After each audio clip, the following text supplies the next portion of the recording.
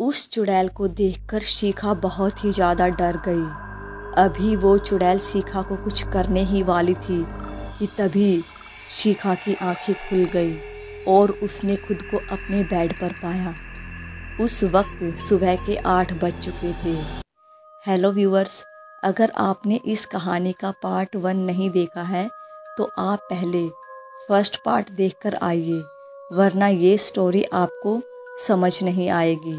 Link description में available है। उसके बाद शिखा अपने मन में सोचने लगी, ओह माय गॉड, कितना स्केरी सपना था। वैसे हमारे इंडिया ने बहुत तरक्की की है।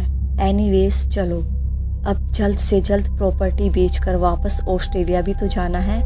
ऐसा सोचकर शिखा फ्रेश होने के लिए चली गई। उस दिन शिखा ने वहाँ की छोटी मोटी प्रॉपर्टीज बेच दी और उसने उस हवेली के अलग अलग एंगल से फ़ोटोज निकाले और उस हवेली की फुल डिटेल के साथ सोशल मीडिया पर अपलोड किए और वो लोगों के कॉल्स का वेट करने लग गई। रात के 12 बज चुके। शिखा बेडरूम में रेस्ट कर रही थी।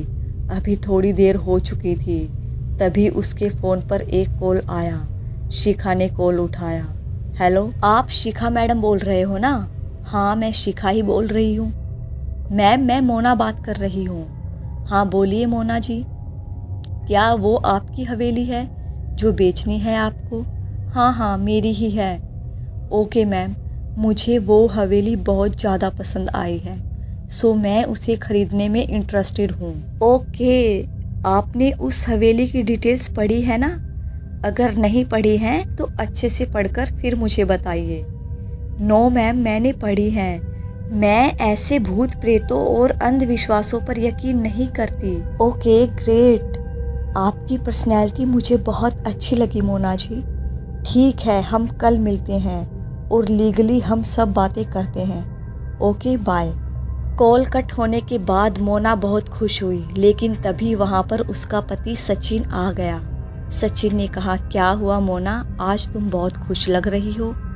मोना ने कहा, सचिन, मैंने एक हवेली खरीदी है जिसकी कीमत 800 करोड़ है।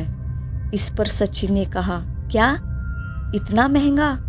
मोना ने कहा, पहले मेरी बात तो सुनो, वो हवेली हमें 500 करोड़ में मिल रही है। इसका मतलब 300 करोड़ का फ़ायदा।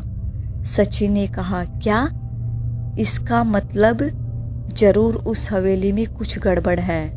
मोना ने कहा, कुछ प्रॉब्लम नहीं, बस लोग झूठी अफवाहें फैला रहे हैं कि वो हवेली हॉन्टेड है। मोना की ये बात सुनकर सचिन भी बहुत खुश हो गया और उसने मोना से कहा, वाह, ये हुई ना बिजनेसमैन वाली बात। अब मैं कल ये हवेली खरीदने जाऊंगा।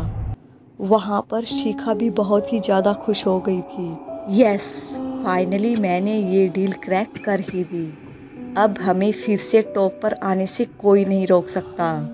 उसके दूसरे दिन सक्सेसफुली सचिन ने वो हवेली शिखा से 500 करोड़ में खरीद ली। उसके बाद शिखा खुशी से ऑस्ट्रेलिया जाने के लिए निकल गई।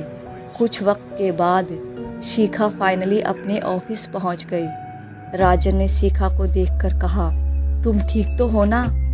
थैंक गॉड तुम वापस आ गई। शिखा ने कहा, डैड, मैंने अपनी सारी प्रॉपर्टी बेच दी और वो हवेली भी। अब हमें टॉप 10 में आने से कोई नहीं रोक सकता। आप दोबारा से बिजनेस स्टार्ट करने के लिए रेडी हो जाइए। उसके बाद राजन अपने मन में सोचने लगा, पता नहीं इसने वो हवेली किसको बेची, लेकिन जिसको भी बेची है भगवान उसको सही सलामत रखे। रात के 12 बज चुके थे।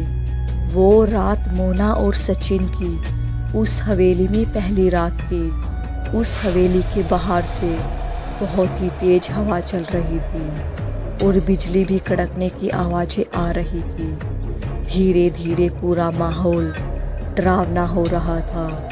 कुछ देर बाद मोना की नींद खुल गई और उसे बहुत भूख लगने लगी। इसलिए कुछ खाने के लिए मोना किचन की तरफ बढ़ रही थी। अभी वो लिविंग रूम से चली ही थी कि तभी अचानक से उसके सामने एक भयानक चुड़ैल आ गई। उसे देखकर मोना बहुत ही ज्यादा डर गई। कुछ देर बाद उस हवेली से मोना की बहुत दर्दनाक चीखें सुनाई देने लगी और वो आवाज़ सुनकर सचिन की भी नींद खुल गई। उसके बाद सचिन सोचने लगा, ये आवाज़ तो मोना की है। ऐसा सोचकर सचिन हड़बड़ाते हुए आगे बढ़ने लगा और वो कुछ वक्त के बाद लिविंग रूम में आ गया। वहाँ पर उसने जो देखा वो देखकर सचिन पूरी तरह से हैरान हो गया और वो रोने लगा, क्योंकि सामने मोना की लाश पड़ी हुई थी जिस पर खून लगा हुआ था। मोना को इस हालत में देखकर सचिन रोते हुए कहने लगा, क्यों मोना क्यों? तुमने ये हवेली क्यों खरीदी? ये सब मेरी ही गलती थी। काश मैंने उस वक्त तुम्हें रोका होता। बिजनेस के चक्कर में मैंने तुम्हें खो दिया। अभी सचिन कुछ और बोलने ही वाला था कि तभी अचानक उसके सामने वही चुड़ैल आ गई। उसके बाद सचिन के साथ भी वही हुआ जो कुछ वक्त पहले मोना के साथ हुआ था। आखिर शिखा ने वो हवेली बेचकर अपनी परेशानी दूर की, लेकिन इस हवेली में मोना और सचिन को अपनी जान गंवानी पड़ी।